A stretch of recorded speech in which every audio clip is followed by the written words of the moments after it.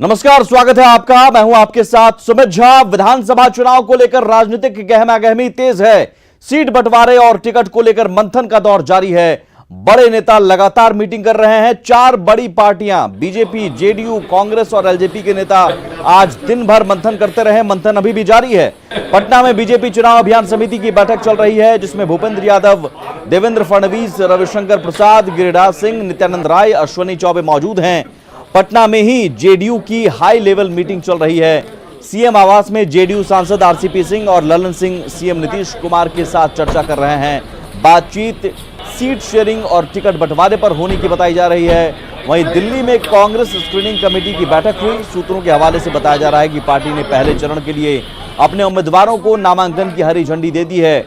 वहीं दिल्ली में एलजेपी के राष्ट्रीय अध्यक्ष चिराग पासवान ने बीजेपी अध्यक्ष जेपी नड्डा से मुलाकात की।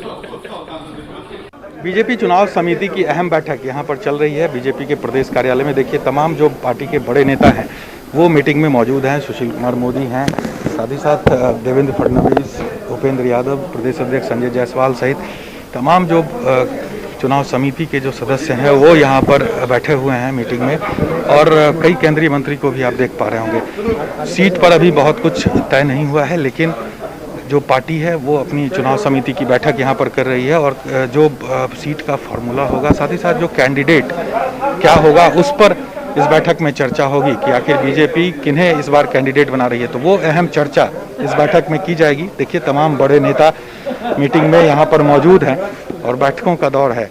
क्योंकि जो प्रदेश चुनाव समिति की बैठक होगी, उसके बाद केंद्रीय चुनाव समिति की बैठक होगी और वहां पर सभी कैंडिडेट जो बीजेपी के होंगे उस पर मुहर लगेगी। और ऐसे में ये एक अहम बैठक बीजेपी कार्यालय में अभी की जा रही है। कैप्टन आशीष के साथ साकेत कुमार, न्यूज़ 18 पटना।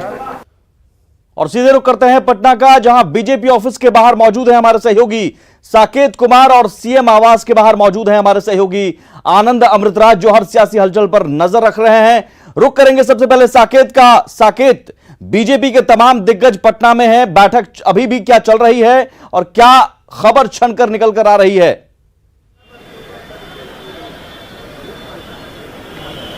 देखिए, अभी से 15 मिनट पहले यहाँ बैठक शुरू हुई है। मेरे पीछे आप देख पा रहे होंगे बीजेपी का प्रदेश कार्यालय जो है, यहीं पर ये बैठक चल रही है सुमित। और सभी जो बड़े नेता हैं वो इस बैठक में है। और ये जो बैठक है वो प्रदेश चुनाव समिति की बैठक है। ये चुनाव समिति तब बैठती है यहाँ पर कि जब कैंडिडेट के लेकर, नाम को लेकर फैसला लिया जाता है। तो कैंडिडेट कौन होंगे बीजेपी के, उसे लेकर इस बैठक में मंथन होगा। और इसके बाद 4 तारीख को राष्ट्रीय कार्य समिति दिल्ली में बैठेगी, जहाँ पर जो यहाँ से तय होगा, जो नाम यहाँ से जाएगा कैंडिडेट का, उस पर वहाँ पर मुहर लगेगी और फाइनल लिस्ट कैंडिडेट का बीजेपी जारी करेगी। तो ये एक पार्टी के संगठन की ये बैठक है, जो नियम बना हुआ है बीजेपी का कि किस तरह से कैंडिडेचर की घोषणा होना है, उस तरह की ये बैठक है। लेकिन सबसे अहम बात यहाँ पर सुमित ये है कि आखिर जो एनडीए में सीटों को लेकर जो पेच फंसा हुआ है, उसका क्या हल होगा। क्योंकि लगातार आज पूरे दिन सुमित बैठकों का दौर चलता रहा। बीजेपी के तमाम नेता अलग अलग जगहों पर बैठक करते रहे, लेकिन अब तक इस मुद्दे को लेकर कुछ भी साफ नहीं हो पाया। अभी भी बैठक में जब नेता जा रहे थे तो हमारी उनसे जब बात हो रही थी तो उन्होंने कहा कि सब जल्द हो जाएगा।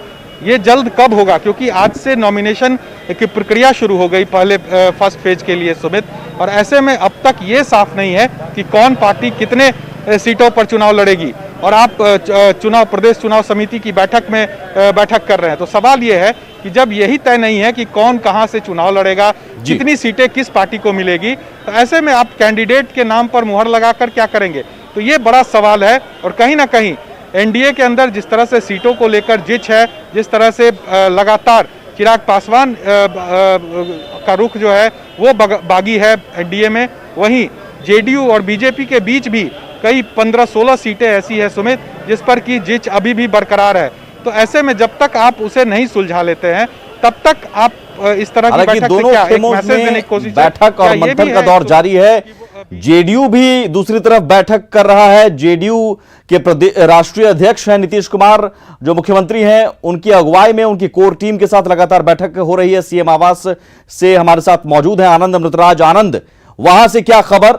और सवाल ये कि सीटों की संख्या को लेकर या फिर सीटों को लेकर, कौन सी सीट किसके खाते में जाए, इसे लेकर जिच है, या फिर हम माने कि सब कुछ ठीक है और उम्मीदवारों के साथ ही आने वाले हैं, सभी सहयोगी दल के साथ आने वाले हैं एक साथ मिलकर, इसलिए यह मंथन चल रहा है कि हम उम्मीदवारों के साथ आएंगे, एक साथ आएंगे।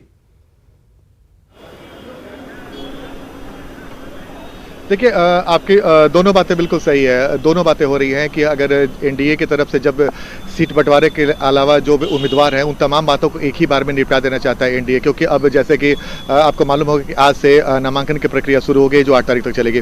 देखिए सुमित, जेडीयू के इस वक्त जो जेडीयू के राष्ट्रीय अध्यक्ष है मुख्यमंत्री नीतीश कुमार, उनके आवास पर महत्वपूर्ण बैठक चल रही है और ये बैठक 4 बजे से चल रही है और 2-3 महत्वपूर्ण बातें हैं जिसका फैसला करना है। नीतीश कुमार, अगर हमारे सूत्र जो जेडीयू के सूत्र है वो ये बता रहे हैं कि जेडीयू ने अपनी तरफ से पूरी तैयारी कर ली है, कौन सी सीट उसको और चाहिए इस बार गठबंधन में, एनडीए के साथ गठबंधन में, उस सीटों के बारे में उसने फैसला कर लिया है।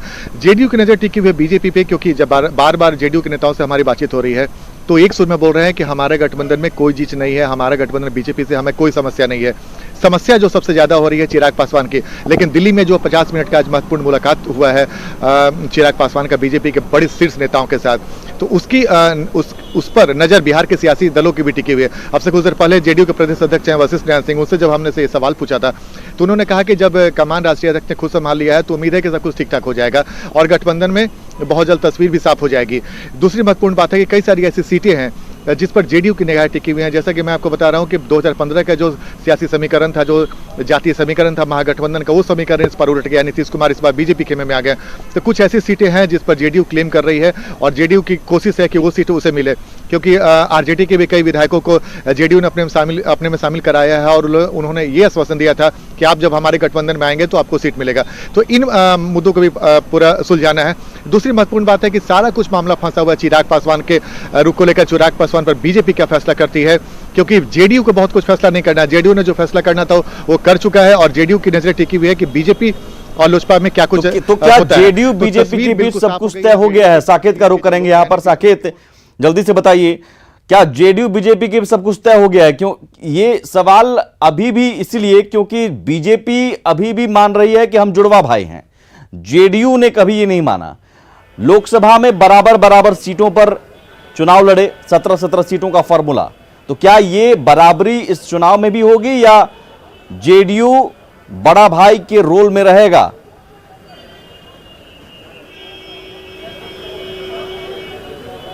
देखिए सुमित, क्या कुछ सीटों का क्या फार्मूला होगा ये तय अभी तक नहीं हुआ है। पूरी बात अभी तक साफ नहीं हुई है। जैसा कि मैंने पहले भी बताया कि तकरीबन 15-16 ऐसी सीटें हैं जिस पर अभी भी बात चल रही है और इसे लेकर ही विवाद है जिसे तय करना है। लेकिन एक बात साफ है कि यहाँ पर बीजेपी लगभग 100 से 105, अगर एलजेपी एनडीए में रहती है, एलजेपी एनडीए के साथ चुनाव मैदान में जाती है, तो बीजेपी 100+ सीटों पर ही अपनी तैयारी कर रही है कि 100 से 105 सीटों के आसपास बीजेपी रहेगी।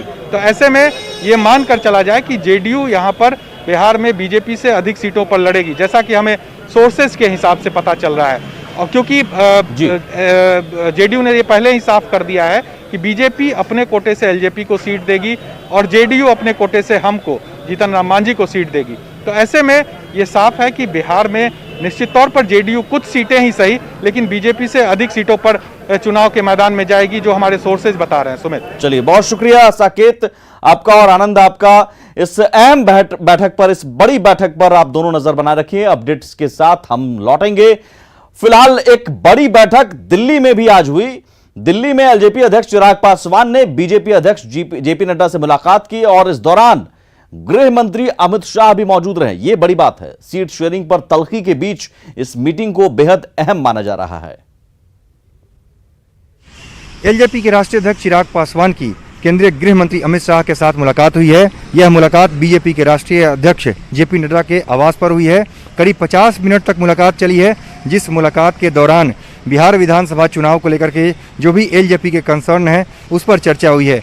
दरअसल लोक जनशक्ति पार्टी चाहती है कि तार्किक समझौता हो, एक फॉर्मूले के तहत समझौता हो और उनकी भी बातों को रखा जाए, चाहे कॉमन मिनिमम प्रोग्राम की बात हो या फिर दूसरे तरीके से तमाम उनके कंसर्न को सुना भी जाए गठबंधन के भीतर। ये तमाम बातें चिराग पासवान की तरफ से कही गई हैं और काफ़ी अहम मुलाकात माना जा रहा है, चूँकि अमित शाह पहली बार देखा जा रहा है कि अमित शाह इस 2020 के विधानसभा चुनाव में अब कमान संभाल चुके हैं।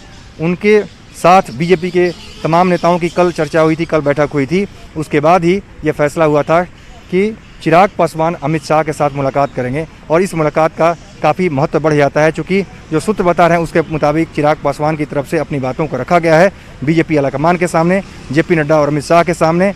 अब आने वाले दिनों में कल और परसों का दिन काफ़ी महत्वपूर्ण है। इस दौरान 1 या 2 दौर की बैठक और भी हो सकती है और इस बैठक के बाद ही यह फैसला हो पाएगा कि चिराग पासवान किस तरह से उन्हें एडजस्ट किया जाता है, एलजेपी को कितनी सीटें दी जाती हैं और कैसे एलजेपी का जो भी कंसर्न है उसको दूर किया जाता है।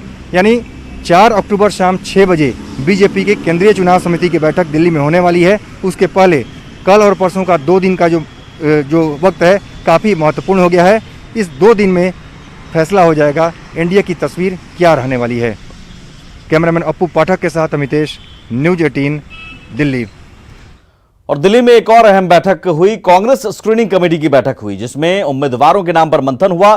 सूत्रों के मुताबिक पार्टी ने पहले चरण में चुनाव के लिए उम्मीदवारों का नाम फाइनल कर लिया है। और इस सबके बीच महागठबंधन में भी टिकट बंटवारे की कवायद जारी है। वीआईपी अध्यक्ष मुकेश सहनी ने राबड़ी आवास जाकर तेजस्वी यादव से मुलाकात की। दोनों के बीच करीब 1.5 घंटे तक बातचीत हुई। बाद में मुकेश सहनी ने बताया कि पार्टी जितनी सीट मिल गई है, पार्टी को उतनी सीट मिल गई। उन्होंने 1-2 दिन में आधिकारिक ऐलान की बात कही। मुझे जितने सीट चाहिए उतने सीट मिल रही है और कोई टेंशन नहीं है। एक सवाल है कि मुझे कोई ये नहीं है, सारा चीज क्लियर हो रहा है और सब लोग, हम लोग कांग्रेस सारे पार्टी हम लोग साथ में, कहीं कोई दिक्कत नहीं है। महागठबंधन में सीट शेयरिंग का मामला अब भी लेकिन उलझा हुआ है। सीट शेयरिंग के मसले पर कांग्रेस ने तल्ख तेवर अपनाया हुआ है।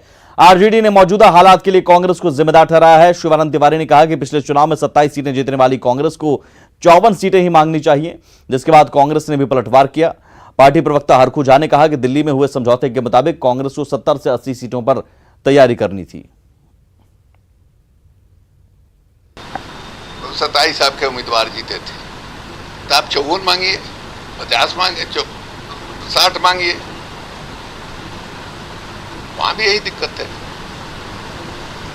हम उम्मीद करते हैं कांग्रेस पार्टी जो है राष्ट्रीय पार्टी है, हम लोग रीजनल पार्टी हैं, हम बिहार में ही चुनाव लड़ते हैं, तो 4 सीट हम मान लीजिए झारखंड में लड़ लेते हैं, वो तो पूरे देश में चुनाव लड़ते हैं।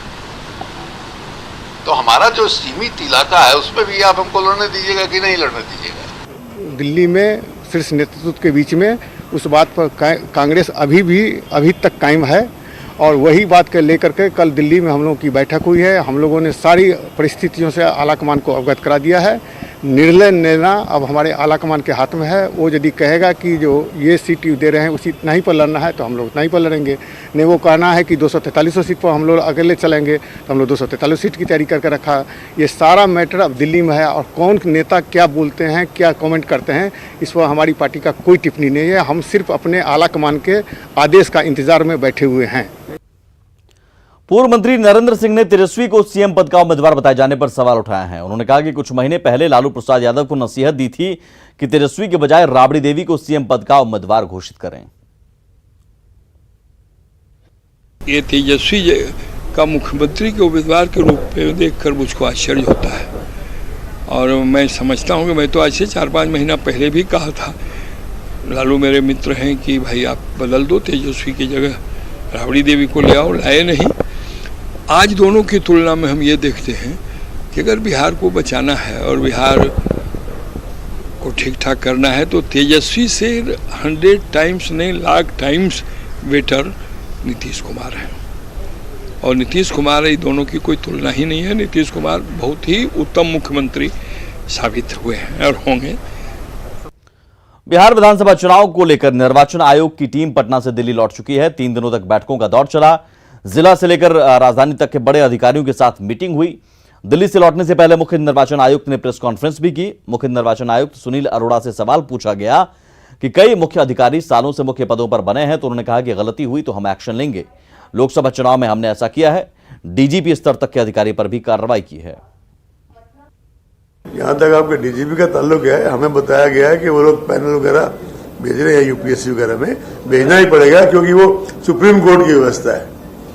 बाकी राज्य सरकार की it's up to the state government कि वो किसी अफसर को 2 साल रखे या 3 साल रखे, लेकिन जब तक किसी अफसर के खिलाफ कोई प्रूवन मेल ऑफेंस ना हो।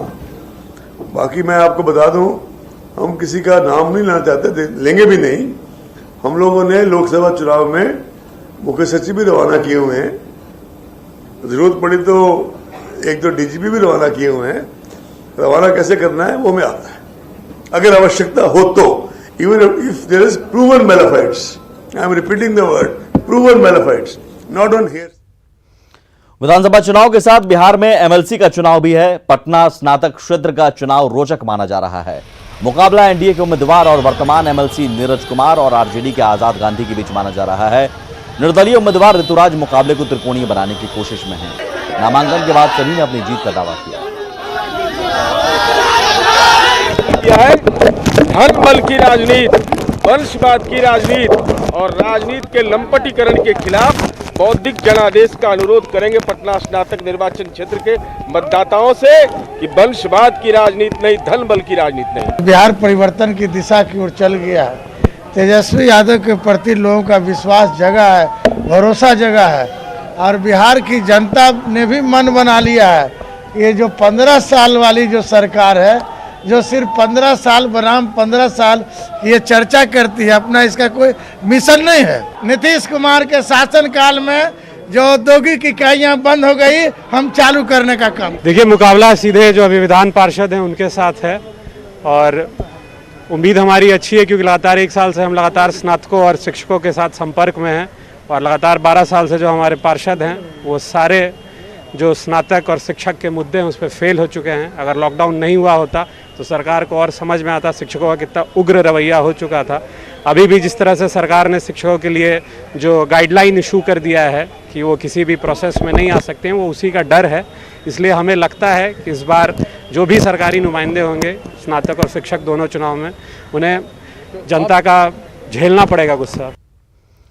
जेडीयू नेता और मंत्री संजय झा ने प्रेस कॉन्फ्रेंस की, जिसमें बताया कि बिहार में कृषि के क्षेत्र में काफी विकास हुआ है। चाहे धान हो, दलहन हो या फिर कोई भी क्षेत्र, मछली से लेकर मखाना तक में हमने नए कीर्तिमान स्थापित किया है। पर्यावरण के हिसाब से खेती को प्रोत्साहित किया जा रहा है। बिहार के कई जिलों को उसके लिए चुना गया है। किसानों को ज्यादा फायदा मिले, इसकी व्यवस्था लगातार सरकार कर रही है और अगली बार मौका मिला तो हर खेत तक पानी पहुंचाएंगे। साथ ही कोशिश है कि लोगों को पीने के लिए गंगा जल उपलब्ध हो।